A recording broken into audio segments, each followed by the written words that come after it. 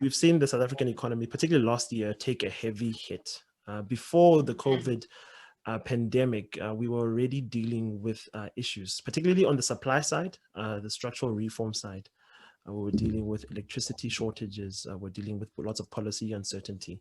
We're dealing with the budget deficit. Where do you see us going now from here?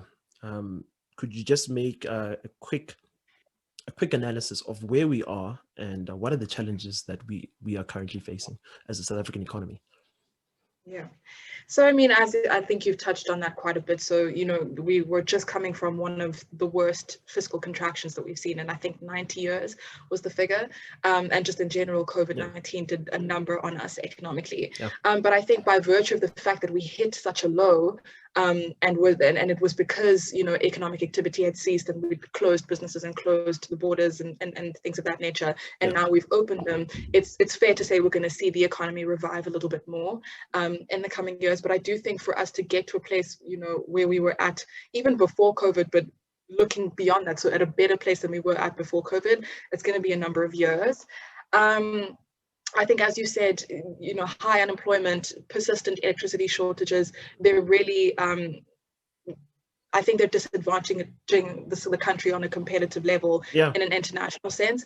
And in as much as the presidency and the government has been investing in significant policy improvements to restore macroeconomic stability, so implementing the economic reconstruction and recovery plan to try and stimulate that growth, I think a lot of us are maybe we're a little bit disillusioned with it because it sounds a little bit like stuff we've heard before. It sounds like GEAR, it sounds like RDP, it sounds like policies that have been put forward.